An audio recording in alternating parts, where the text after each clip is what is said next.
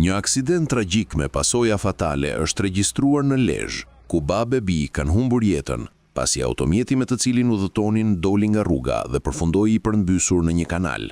Ngjarja ka ndodhur në aksin dytësor Lezhë-Kakariq, në zonën e njohur si Gocaj. Viktimat janë identifikuar si doktor Anton Keçi, 52 vjeç, shef i shëndetësisë në burgun e Lezhës, dhe vajza e tij 20 vjeçare, Bora Keçi, studente në vitin e dytë në Fakultetin e Mjekësisë. Sipas informacioneve paraprake, dyshohet se aksidenti ka ndodhur gjatë orëve të pasdites, por u zbulua vetëm në mbrëmje.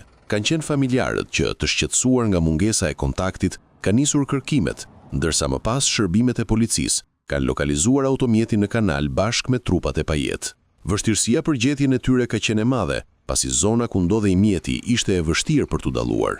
Në një postim ngushëllimi të shpërndar nga drejtoria e burgjeve, bëhet me dije se 52 vjeçari ishte shef i shëndetësisë në burgun e Lezhës, ndërsa e bija 20 vjeçare po ndiqte gjurmët e tij në mjekësi, pasi ishte studente në vitin e dytë të fakultetit. Anton Keçi ka shërbyer për 6 vite në sistemin penitenciar, thuhet në reagimin e drejtorisë.